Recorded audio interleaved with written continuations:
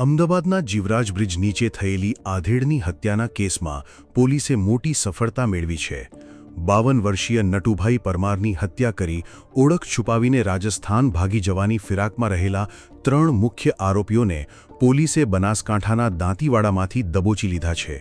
આ હત્યા પાછળ પારિવારિક વિવાદ અને પ્રેમ લગ્નનું મન દુઃખ જવાબદાર હોવાનું સામે આવ્યું છે। પોલીસ તપાસ મુજબ મૃતક નટુભાઈના દીકરા કૌશિકે 5 વર્ષ પહેલા માલવિકા નામની યુવતી સાથે પ્રેમ લગ્ન કર્યા હતા। છેલ્લા કેટલાક સમયથી માલવિકા અને કૌશિક વચ્ચે વિવાદ ચાલતો હતો અને માલવિકા તેના પિયરમાં હતી। આ જ બાબતની અદાવત રાખીને માલવિકાના મામા અને મુખ્ય આરોપી હસમુખ વાઘેલાએ તેના સાથીદારો સાથે મળીને નટુભાઈ પર જીવલેણ હુમલો કર્યો હતો। હત્યાને અંજામ આપ્યા બાદ આરોપીઓ બનાસકાંઠાના દાંતીવાડામાં ગેસ્ટ હાઉસમાં છુપાયા હતા।